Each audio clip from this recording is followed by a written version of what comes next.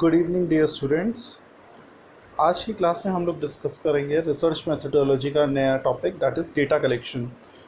Data collection आपका unit third का one of the most important topic है और इससे एक लॉन्ग क्वेश्चन के आने के काफ़ी चांसेस हैं बिकॉज इससे लॉन्ग के साथ साथ शॉर्ट क्वेश्चंस भी आते हैं।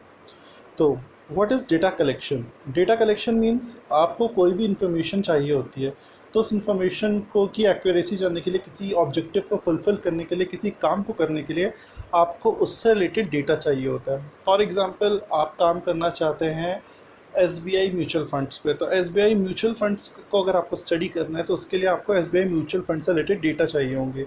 वो इन्फॉर्मेशन चाहिए होगी जिससे आप उस पर्टिकुलर टॉपिक जिस पे आप रिसर्च कर रहे हैं या जिस पे आप काम कर रहे हैं उससे रिलेटेड आपको इन्फॉर्मेशन मिले, that is called data collection. तो it is a process of gathering and measuring information on variable of interest. पहला तो आपको ये पता होना चाहिए कि आप किस चीज़ पे काम कर रहे हैं, और जब आपको ये पता है कि आप किस चीज़ से काम कर रहे हैं तब आप उस चीज़ से रिलेटेड इन्फॉर्मेशन कलेक्ट करके एक पर्टिकुलर प्रोसेस के थ्रू उससे आप इन्फॉर्मेशन गेन करेंगे और अपने इन्फॉर्मेशन को आप पर्टिकुलर एक्शन में इन्वॉल्व करेंगे। नेक्स्ट पॉइंट है कि जो डेटा कलेक्ट किया जाता है कई टाइप की स्टडीज़ के लिए किया जाता है, जैसे physical science, social science, humanities, business etcetera. अलग अलग स्ट्रीम्स में अलग अलग रिसर्च डेटा का इस्तेमाल होता है, डेटा को कलेक्ट किया जाता है अलग अलग कंक्लूजन को ड्रॉ करने के लिए। नेक्स्ट है आपका methods of data collection. Data collect करने के मेथड्स जानते हैं, लेकिन उससे पहले हम लोग थोड़ा नीड्स की बात कर लें कि ये डेटा हम कलेक्ट क्यों करते हैं। एक इन्वेस्टिगेटर जो कि डेटा को कलेक्ट करता है, वो डेटा को कलेक्ट क्यों करता है, क्या ज़रूरत है उसे कलेक्ट करने की? तो सबसे पहले इन्फॉर्मेशन को कलेक्ट करना ताकि हम एनालाइज कर सकें जो भी हमें रियल टाइम में जो हम इंफॉर्मेशन कलेक्ट कर रहे हैं वो क्या कितनी सूटेबल है, और दो या दो से ज़्यादा सिचुएशन के बीच में हम कंपेयर कर सकें क्या चीज़ें सही हैं क्या चीज़ गलत है, जो चीज़ गलत है उसे कैसे दूर किया जाए, जो चीज़ सही है उसे और कैसे एक्यूरेट किया जाए। तो ये कुछ पॉइंट्स होते हैं जिसकी वजह से डेटा को कलेक्ट करने की ज़रूरत होती है। नेक्स्ट है वो फैक्टर्स जो कि हम कंसिडर करते हैं डेटा को कलेक्ट करने से पहले, यानी कि बिफोर कलेक्टिंग डेटा एक इन्वेस्टिगेटर कुछ फैक्टर्स को ध्यान में रखता है। जैसे first, scope of the inquiry, कि वो जो स्टडी कर रहा है वो स्टडी किस एरिया की स्टडी है।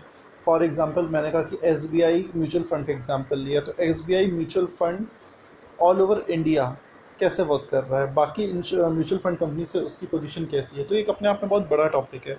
अगर मैं इसमें कह दूं कि हम सिर्फ यूपी की स्टडी करेंगे तो वो सिर्फ उत्तर प्रदेश में आ जाएगा। फिर मैं क्या उत्तर प्रदेश में वो लखनऊ में स्टडी करें तो वो लखनऊ एरिया सिटी में आ जाएगा। तो this is what we called scope of inquiry, कि आप जो भी चीज़ की स्टडी कर रहे हो, जिससे रिलेटेड डेटा कलेक्ट करना चाह रहे हो, वो उसका स्कोप एरिया कितना है। सेकेंड, सोर्सेज ऑफ इंफॉर्मेशन, आप इंफॉर्मेशन किस सोर्स से कलेक्ट करना चाहते हैं उस पर हम आगे चर्चा करेंगे। नेक्स्ट, क्वांटिटेटिव एक्सप्रेशन, किस तरह से आप डेटा को अपने एक्सप्रेस करेंगे, प्रेजेंट करेंगे, किस टेक्निक से डेटा को कलेक्ट करेंगे, यानी कि प्राइमरी या सेकेंडरी। एंड डेटा को कलेक्ट करने की क्या यूनिट्स होगी, किस फॉर्म में, रुपीज़ के फॉर्म में, यूनिट्स के फॉर्म में, किस तरीके से आप किस तरीके से डेटा को कलेक्ट करके आप प्रेजेंट करेंगे। तो इन फैक्टर्स का एक इन्वेस्टिगेटर को ध्यान रखना होता है डेटा को कलेक्ट करने से पहले। नेक्स्ट, बहुत ही इंपॉर्टेंट टॉपिक जो आपके एग्जाम में पूछा आता है, what is the sources of data, यानी कि डेटा को कलेक्ट करने के सोर्सेज क्या होते हैं। तो basically there are only two source of collecting data. पहला होता है आपका इंटरनल सोर्स, सेकंड होता है आपका एक्सटर्नल सोर्स। इंटरनल सोर्स जब हम लोग internally within the organisation या विद इन पर्टिकुलर एरिया या विद इन पर्टिकुलर प्रेमिसेस, जब हम इंटरनल लेवल पे इंफॉर्मेशन कलेक्ट करते हैं। एक्सटर्नल लेवल जब एरिया हमारा एक लिमिटेड ना होके दूसरा एरिया, इंटरनल एरिया के बाहर का एरिया होता है, उसे एक्सटर्नल बाहर का जो सोर्सेज होते हैं। ये भी दो पार्ट्स में आपके डिवाइडेड होते हैं, एक होता है प्राइमरी डेटा और एक होता है सेकेंडरी डेटा। प्राइमरी डेटा जैसे आप देख सकते हैं कि प्राइमरी डेटा वो डेटा होता है जो ओरिजिनल नेचर का होता है, जो आप फर्स्ट टाइम कलेक्ट कर रहे हैं खुद से या किसी के थ्रू, लेकिन वो पहली बार कलेक्ट हो रहा है। सेकेंडरी डेटा जो ऑलरेडी इन्फॉर्मेशन कलेक्टेड है या यूज है, आप उसको दोबारा इस्तेमाल कर रहे हैं या कहीं से कॉपी कर रहे हैं या कहीं से उसको इन्फॉर्मेशन को ले रहे हैं जो कि ऑलरेडी यूज़ हो चुकी है, that is called secondary data. तो हम इस पर चर्चा करेंगे आगे। Internal external sources of data, जैसे मैंने कहा इंटरनल सोर्सेज ऑफ डेटा अलग अलग ऑर्गेनाइजेशंस के डिपार्टमेंट के अपने इंटरनल पर्पस के लिए वो काम करते हैं और उसके लिए वो अपना इंटरनल डेटा मेंटेन करते हैं। जैसे रेलवे हो गया, उनका अपना डेटा होती है, एजुकेशन इंस्टीट्यूशन जितने भी यूनिवर्सिटी कॉलेजेस होते हैं उनका, या अलग अलग सोसाइटीज़। एक्सटर्नल सोर्सेज की बात करें, यानी कि जब मैंने कहा एक लिमिटेड एरिया के बाहर, उन एजेंसीज के बाहर से जब डेटा कहीं और से कलेक्ट करते हैं, that is called external sources of data, जो कि ओरिजिनल हो सकते हैं यानी कि प्राइमरी, या फिर सेकेंडरी यानी कि ओरिजिनल नहीं भी हो सकते हैं। जो इन्फॉर्मेशन कलेक्ट की जाती है वो बेसिकली दो मेथड से दो मेथड के थ्रू की जाती है, और उसमें एक पहला मेथड होता है that is called census method, जिसमें हम individually person to person information collect करते हैं, और दूसरा होता है सैम्पल मेथड, जिसमें हर एक आदमी को हमें इन्फॉर्मेशन कलेक्ट करने की ज़रूरत नहीं पड़ती है, उसमें कुछ लोगों को हम एज अ सैम्पल के रूप में सेलेक्ट कर लेते हैं और फिर उससे इन्फॉर्मेशन कलेक्ट कर लेते हैं।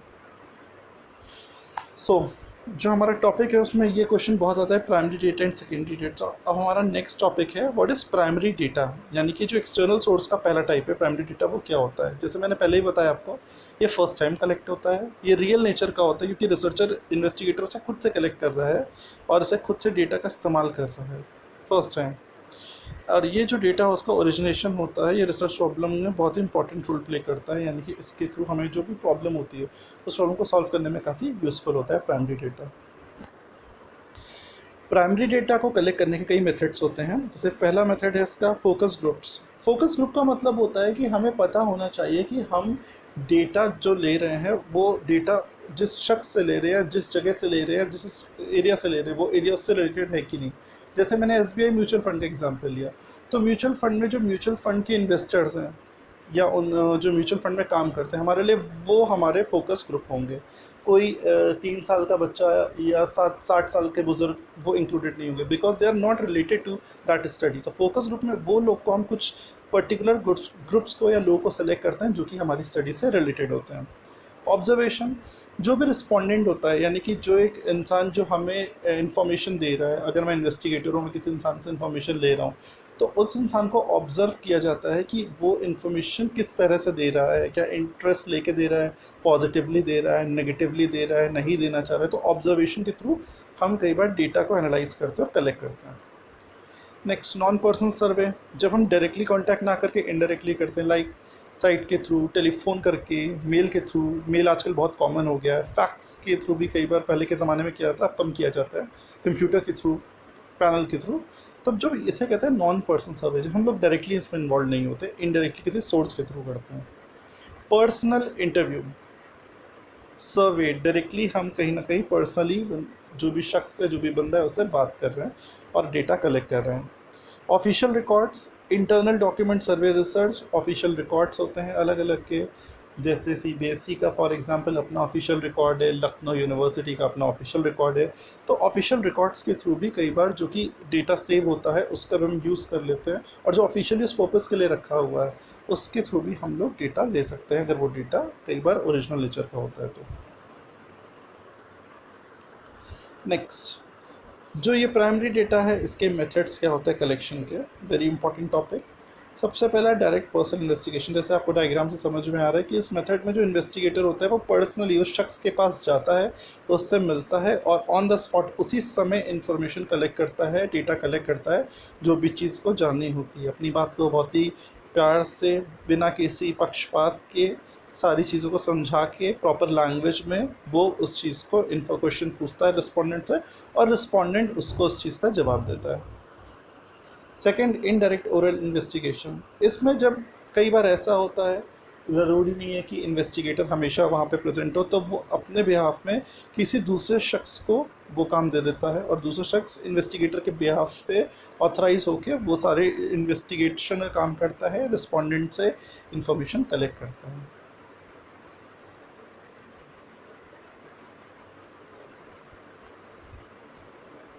Next, investigation through local reporters questionnaire. In this method data are not collected through specially appointed agents but local agents. अब आपका कई बार ऐसी इंफॉर्मेशन भी होती है जिसमें आपके पास पॉसिबिलिटी नहीं है कि आप हर एरिया में जाएं, अलग अलग लोग से मिलें, तो उस केस में हम लोग अपने कन्वीनियंस के अकॉर्डिंग इन्वेस्टिगेटर जो होता है वो कुछ लोकल रिपोर्टर्स हायर करता है। लोकल रिपोर्टर्स को हायर करता है, उनको पर्टिकुलर सेट ऑफ कह सकते हैं कि आपके उसने क्वेश्चंस दे दिए और उसके बेसिस पे उन्होंने इन्फॉर्मेशन कलेक्ट करने का वो काम करता है।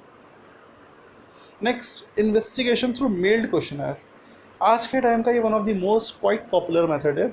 आज के टाइम पे क्योंकि इलेक्ट्रॉनिक डिजिटलाइज ज़माना है, उस केस में सिर्फ एक मेल करके, वो भी क्वेश्चनर को मेल करके, कोई जिसमें कई सेट ऑफ क्वेश्चंस होते हैं आपके टॉपिक से रिलेटेड, आप उस क्वेश्चंस को दूसरों को मेल करते हैं, और जिस भी शख्स को आप मेल करते हैं उसको आप क्या कहते हैं, वो क्वेश्चन इसलिए मेल करते हैं ताकि वो आपको उस चीज़ का क्वेश्चन का जवाब देगा। तो ये बहुत ही टाइम सेविंग मेथड होता है और एक समय में ये कई लोगों को पहुंच सकता है। आज के टाइम का ये one of the most quite popular and quite speedy work माना जाता है, इसे स्पीडी मेथड माना जाता है। इन्वेस्टिगेशन थ्रू ऑब्जर्वेशन, जैसे मैंने आपको पहले भी बताया था कि कई बार क्या होता है कि साइंस के एक बहुत ही साइंटिफिक मेथड है और एक लॉजिकल तरीके से जो इन्वेस्टिगेटर होता है वो इन्वेस्टिगेशन करता है, कैसे? ऑब्ज़र्व करके। जो रिस्पोंडेंट है उसको ऑब्ज़र्व करके वो इन्फॉर्मेशन को कलेक्ट करता है। इससे कुछ टाइप्स होते हैं, like participant observation, non participant observation, disguised observation, controlled observation and uncontrolled observation. In types के थ्रू ऑब्जर्वेशन मेथड्स को ऑब्जर्व करके इन्वेस्टिगेटर जो है वो इंफॉर्मेशन को कलेक्ट करता है। कुछ और भी पॉपुलर डेटा कलेक्शन मेथड्स हैं, जैसे कि आपने पहले पेपर क्वेश्चन मेल कर दिया और उसके बाद हम वापस ले लिया, इंटरव्यू किया टेलीफोनिक, जैसे मैंने आपको बताया फेस टू फेस इंटरव्यूज़ भी पहले के टाइम पे होते थे। एक अच्छा क्वेश्चनर, क्योंकि क्वेश्चनर आपका बहुत ही इंपॉर्टेंट टॉपिक है और इससे शॉर्ट क्वेश्चन भी आता है। तो क्वेश्चनर का मतलब सेट ऑफ क्वेश्चंस होते हैं जो कि एक इन्वेस्टिगेटर इस तरह से बनाता है जिसमें उसको जो भी इन्फॉर्मेशन चाहिए उससे रिलेटेड सारे क्वेश्चन सीक्वेंस में होते हैं और वो क्वेश्चनर वो बनाता है। वो कैसा होना चाहिए, एक अच्छे क्वेश्चनर की क्या क्वालिटीज़ होती हैं? पहला, वो एक प्रॉपर फ्रेंडली फॉर्मेट में होना चाहिए, मतलब इस तरह से बना हो कि वो उस शख्स को समझ में जिसको वो भेजा जा रहा है। उसके बाद सेकंड पॉइंट, डेमोग्राफिक डेटा, यानी कि उसमें क्लासिफिकेशन सही से, आपकी एज क्या है, जेंडर क्या है, आप क्या कहते हैं किस एरिया से बिलोंग करते हैं वगैरह वगैरह, जितना ज़रूरी उतनी चीज़ उसके अकॉर्डिंग स्पेस और कॉलम्स हों। अवॉइड एम्बिग्विटी, अननेसेसरी के क्वेश्चंस और अननेसेसरी का क्लासिफिकेशन और अननेसेसरी की ऐसी कोई चीज़ नहीं होनी चाहिए जिससे कि कन्फ्यूजन क्रिएट हो। Easy of tabulation, table form में चीज़ें जितनी होती हैं उसको समझना और समझाना बहुत ईजी होता है, तो क्वेश्चनर में जितना भी टेबुलर यूज़ होगा उतना उसके लिए अच्छा होगा। और इस तरह से डेवलप किया जाए कि जितना हमें डेटा की ज़रूरत हो वो पूरा डेटा मिल जाए, यानी कि लिमिटेड कम से कम क्वेश्चन से सारा डेटा मिल जाए, इस टाइप का क्वेश्चनर हो। नेक्स्ट पॉइंट है आपका सेकेंडरी डेटा। सेकेंडरी डेटा वो डेटा जो ऑलरेडी कहीं पब्लिश हो चुका है या कह सकते हैं जो ऑलरेडी पहले भी कलेक्ट हो चुका है, which is not original in nature, जो ओरिजिनल नहीं है, बेसिकली डुप्लीकेट है। ये journals, magazines, periodical publications, official record से हम ले सकते हैं। ये पब्लिश और अनपब्लिश दोनों फॉर्म में होता है। When it is not possible to collect the data by primary method, जैसे कि मैंने बताया कि ज़रूरी नहीं कि हर शख्स ओरिजिनल इन्फॉर्मेशन कलेक्ट करे, तो कई बार या फिर टॉपिक भी ऐसा होता है जिसमें प्राइमरी डेटा नहीं मिल रहा होता है, तो इन दैट केस टाइम के अकॉर्डिंग, मनी के अकॉर्डिंग, टॉपिक के अकॉर्डिंग कई बार इन्वेस्टिगेटर सेकेंडरी मेथड यूज़ करता है, यानी कि ऑलरेडी कलेक्टेड इन्फॉर्मेशन को रीयूज़ करता है। नेक्स्ट आपका इंपॉर्टेंट टॉपिक है सेकेंडरी डेटा के मेथड्स ऑफ कलेक्टिंग। जैसे प्राइमरी डेटा को कलेक्ट करने के कुछ मेथड्स होते हैं, उसी तरह सेकेंडरी डेटा को कलेक्ट करने के भी कुछ मेथड्स होते हैं। सबसे पहला होता है पब्लिश सोर्सेज। पब्लिश सोर्सेज का मतलब वो सोर्सेज जो पब्लिश करती है इन्फॉर्मेशन। जैसे पहला है इसमें internal publications, international publication, international level पे, वर्ल्ड वाइड लेवल पे इनके पब्लिकेशन होते हैं। UNO, United Nation Organisation, International Monetary Fund, WTO World Trade Organisation, WHO World Health Organisation, ऐसे कई सारे ऑर्गेनाइजेशंस हैं जिनके इंटरनेशनल लेवल पे डेटा होते हैं, तो उसको जब हम लोग यूज़ करते हैं तो वो आता है इंटरनेशनल पब्लिकेशन में। गवर्नमेंट पब्लिकेशन, किसी भी देश की सरकार, अगर हम अपने देश की बात करें भारत की, तो भारत सरकार अब अलग अलग राज्यों में डेटा पब्लिश करती है ताकि हमें पता चल पाए कि वो डेटा कितना एक्यूरेट है वो हमारे टॉपिक के लिए। जैसे फॉर एग्जांपल इस समय कोरोना वायरस एक बहुत बड़ा इशू है पूरे वर्ल्ड के लिए, तो अगर हमें भारत में देखना है कि किस राज्य में सबसे ज़्यादा है, फॉर एग्जांपल उत्तर प्रदेश में, तो जो गवर्नमेंट ऑफ इंडिया ने यूपी गवर्नमेंट के थ्रू डेटा दिया होगा उसको स्टडी करके हम लोग कोविड पे रिसर्च कर सकते हैं कि कोविड-19 यानी कि कोरोना वायरस का क्या इम्पैक्ट पड़ा है स्कूल कॉलेजेस में। नेक्स्ट पब्लिकेशन, अलग अलग पब्लिकेशंस होते हैं। म्युनिसिपल कॉर्पोरेशन बोर्ड, इनके अपने पब्लिकेशन होते हैं जिसमें वो अलग अलग इन्फॉर्मेशन देते हैं regarding birth rate, death rate, literacy etcetera, जिसको इन्वेस्टिगेटर यूज़ कर सकता है अपने स्टडी के लिए। उसके अलावा होते हैं commercial research, education institute, unions, organisations etcetera, जो कि अलग अलग रिक्वायरमेंट्स फुलफिल करती हैं और इन्वेस्टिगेटर्स को डेटा प्रोवाइड करती हैं उनके स्टडी के लिए। Next methods of collecting secondary data.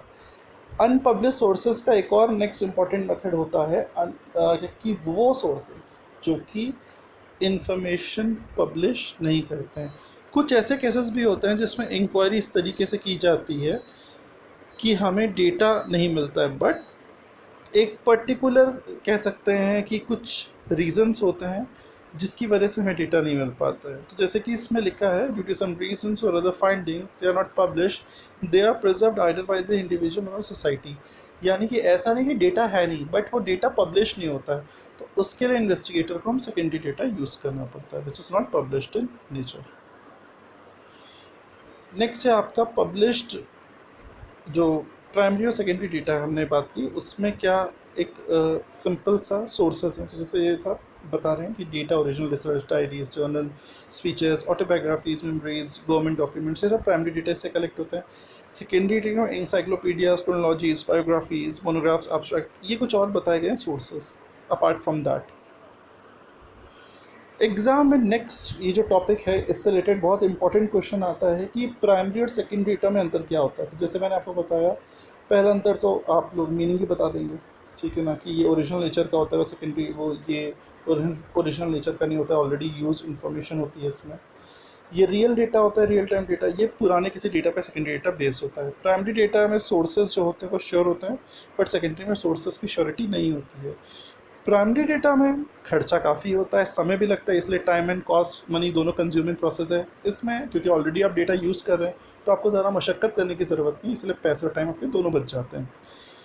Primary data में बायसनेस अवॉइड होने के चांस होते हैं, क्योंकि हम खुद से कलेक्ट कर रहे हैं, एक इन्वेस्टिगेटर खुद कलेक्ट कर रहा है, तो डेटा की जेन्युइन जो एक कह सकते हैं जेन्युइनिटी होती है, जो जेन्युइन डेटा होता है उसके चांसेस ज़्यादा होता है।